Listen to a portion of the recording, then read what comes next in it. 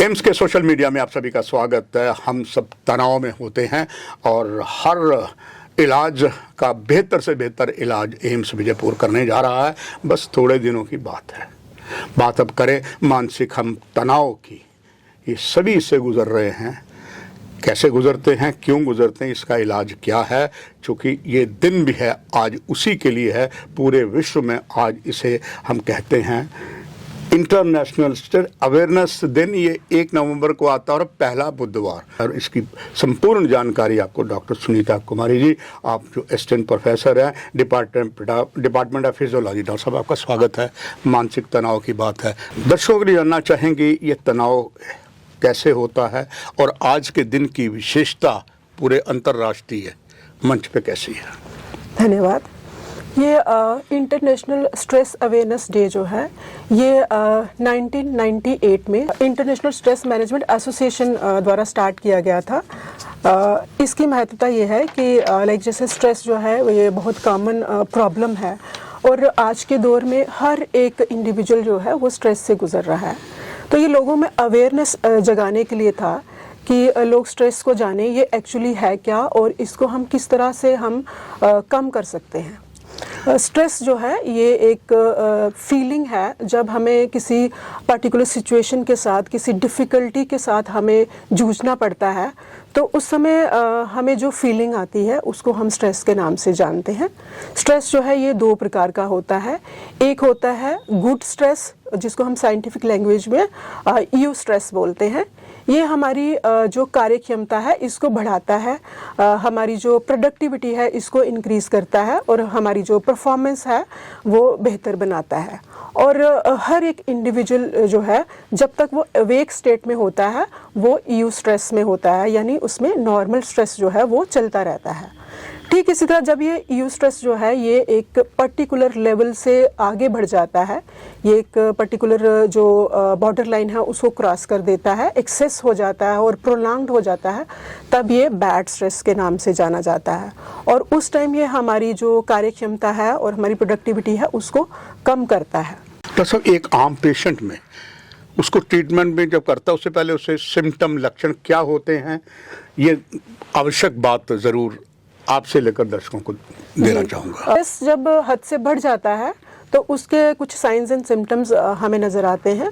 जैसे हमें excessive thoughts आने लगते हैं, हम बहुत ज़्यादा सोचते हैं जब हम स्ट्रेस में होते हैं और ये नेगेटिव थाट्स होते हैं, हम हमेशा नेगेटिव सोचने लगते हैं और हम अपनी सेल्फ केयर एक्टिविटीज़ जो है अपना ख्याल नहीं रखते हैं। और नींद हमारी जो नींद जो है उसमें काफ़ी गिरावट आती है, क्वालिटी ऑफ स्लीप जो है वो कम हो जाती है। ठीक इसी तरह हमारा जो अगर एक्यूट स्ट्रेस है तो हमारा हार्ट रेट बढ़ जाता है। स्ट्रेस जो है वो अगर लॉन्ग टर्म है तो ये हमारे हाइपरटेंशन भी हमें हो सकती है और ये एक लाइफ किलर जैसे हार्ट अटैक के रूप में भी ये सामने आ सकता है। ठीक इसी तरह जो डायबिटीज़ की बीमारी है, हाई ब्लड शुगर जो है, ये इसका डायरेक्ट लिंक होता है स्ट्रेस लेवल के साथ। डॉक्टर साहब, नींद का और स्ट्रेस का क्या आपस में कोई संबंध है? जी, ये एक बहुत ही महत्वपूर्ण प्रश्न है। ये देखा गया है कि जैसे आजकल लोग जो है वो इवनिंग के टाइम पे अगर हम ज़्यादा इलेक्ट्रॉनिक गैजेट्स का इस्तेमाल करते हैं तो नॉर्मली क्या होता है कि जब सूरज डूब जाता है तो हमारे ब्रेन में एक ग्लैंड होता है, पाइनियल ग्लैंड के नाम से वो जाना जाता है। जब अंधेरा हो जाता है, सूरज डूब जाता है, तो वो एक स्टिमुलस होता है हमारे पाइनियल ग्लैंड के लिए कि उसको एक हार्मोन रिलीज़ करना है जिसे हम मेलेटोनिन के नाम से जानते हैं। मेलेटोनिन का लेवल जब हमारे ब्लड में एक पर्टिकुलर लेवल पे आता है तो हमें नींद आ जाती है।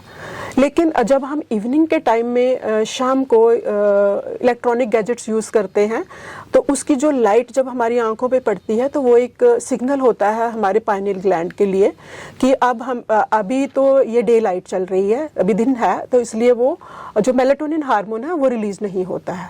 फिर जब हम रात को 11 बजे या 12 बजे अपने इलेक्ट्रॉनिक गैजेट्स हम बंद करते हैं तो उस टाइम ब्रेन को सिग्नल मिलता है कि अब मेलेटोनिन हार्मोन रिलीज़ करना है। फिर मेलेटोनिन हार्मोन की जो लेवल है वो करीब सुबह 3 बजे के करीब वो बिल्डअप होता है और हमें नींद आती है। लेकिन जैसे अगर हमें अर्ली मॉर्निंग उठना है, लाइक हमने 6 o'clock का अलार्म लगा के सो रहे हैं, तो 6 o'clock अलार्म बजेगा, लेकिन हमारा ब्रेन हमें कह रहा है कि अभी तो मिडनाइट है, तो एक क्लैश एक डेवलप हो जाता है, एक तरह का हमारा ब्रेन हमें कुछ और कह रहा है लेकिन उधर से मॉर्निंग अलार्म भी बज रहा है। तो इस तरह से हमारी जो नींद जो है वो एडिक्वेट नहीं हो पाती है। तो नींद की वजह से हम स्ट्रेस में जा सकते हैं। उस टाइम पे फिर स्ट्रेस हार्मोन्स रिलीज होते हैं, एड्रेनलिन और कॉर्टिसोल नामक हार्मोन्स होते हैं, ये रिलीज होते हैं और हमारी बॉडी पे इसके बहुत ही डिलीटेरियस इफेक्ट्स जो हैं वो हो सकते हैं। लेकिन जब ये हार्मोन रिलीज होते हैं, इनका एक डिलीटेरियस इफेक्ट ये भी है कि ये हमारी नींद को कम करते हैं।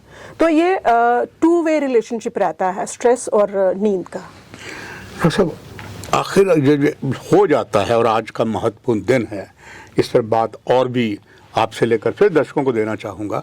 तनाव जो होता है इसको आम किस प्रकार से कम किया जा सकता है, सीधी भाषा में दर्शकों को समझाने के लिए? जी, बेसिकली जो जिन चीज़ों से हमें तनाव होता है, जैसे हमें लगता है कि वर्कलोड बहुत ज़्यादा है या कोई सिचुएशन में हम पड़ गए, ऐसी डिफ़िकल्ट सिचुएशन के साथ हम डील कर रहे हैं या रिलेशनशिप्स में कोई प्रॉब्लम है जिसकी वजह से हमें तनाव हो रहा है। बेसिकली ये जो स्ट्रेसर्स होते हैं, स्टिमुलाई होते हैं, ये हमें तनाव नहीं करते।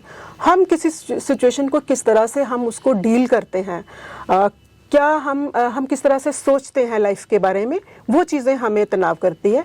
और ये जो तनाव का जो कारण है ये हमारे पास ही है, हमारे ब्रेन में ही है ये सब कुछ।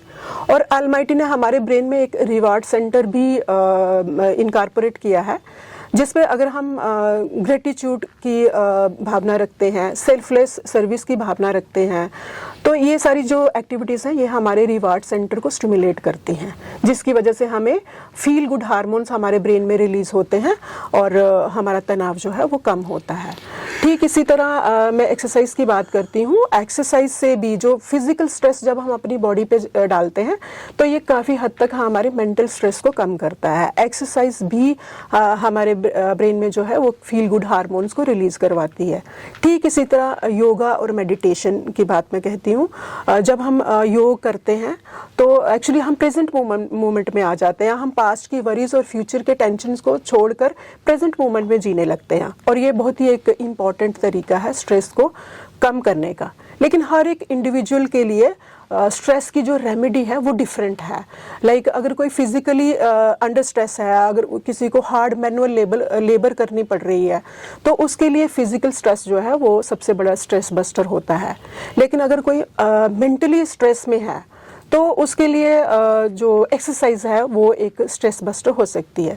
ठीक इसी तरह जो स्ट्रेस की जो रेमेडी है ये हमें इंडिविजुअल लेवल पे ढूंढनी पड़ेगी। डॉक्टर सुनीता जी, अब तो बात तय हो गई कि आयुर्वेदा जो है, एम्स एक नया इतिहास बना रहा है, एम्स विजयपुर, उसमें पूरा सेटअप जो आयुर्वेदा का आ गया, ये मतलब हो गया कि उसमें स्ट्रेस में आयुर्वेदा बहुत ही कामयाब होगा। आखिर में दर्शकों को लिए जानना चाहूँगा, आज के इस अंतर्राष्ट्रीय दिवस पर एम्स इसमें कुछ नया क्या आयाम देने जा रहा है और आपका आखिर में संदेश भी सीख साथ दर्शकों के लिए? जी, एम्स में एक पूरा ब्लॉक जो है वो जिसको हम आयुष ब्लॉक के नाम से जानते हैं, वो इसी के लिए डेडिकेटेड है कि वहाँ योगा और मेडिटेशन जैसी एक्टिविटीज़ होने वाली हैं। और उसके अलावा हम एक वेलनेस क्लिनिक इस्टेब्लिश करने का सोच रहे हैं, जहाँ पर जो लोग अंडर स्ट्रेस हैं, लाइक कुछ पेशेंट्स जो वहाँ एडमिटेड होंगे उनको स्ट्रेस हो सकता है, या इवन पेशेंट्स के जो अटेंडेंट्स हैं वो अंडर स्ट्रेस जा सकते हैं, तो वो वहाँ वेलनेस क्लिनिक में आकर उनको वहाँ एक प्रॉपर योगा इंस्ट्रक्टर रहेगा जो उनको योगा और मेडिटेशन की ट्रेनिंग देगा। ठीक इसी तरह हम जो है वो यूट्यूब के माध्यम से दर्शकों को बताते रहेंगे डिफरेंट स्ट्रैटेजीज की स्ट्रेस कम करने की, और जो न्यूज़पेपर में डिफरेंट राइट अप्स आते रहेंगे, आर्टिकल्स हम लिखते रहेंगे। और जैसा कि जो एडोलेसेंट एज ग्रुप है वो ज़्यादा वल्नरेबल होता है स्ट्रेस के लिए, तो हम स्कूल अवेयरनेस प्रोग्राम्स भी कंडक्ट करते रहेंगे। दर्शकों, आपने देखा कि अब इलाज से पहले बहुत कुछ आपको दिया है और एक नया इतिहास जो एम्स बनाने जा रहा है। आप फिर भी स्ट्रेस से दूर रहिए, अगर होता है एम्स एट योर सर्विस। आपका बहुत बहुत डॉक्टर साहब धन्यवाद जानकारी देने के लिए। दर्शकों, आपसे भी इजाजत।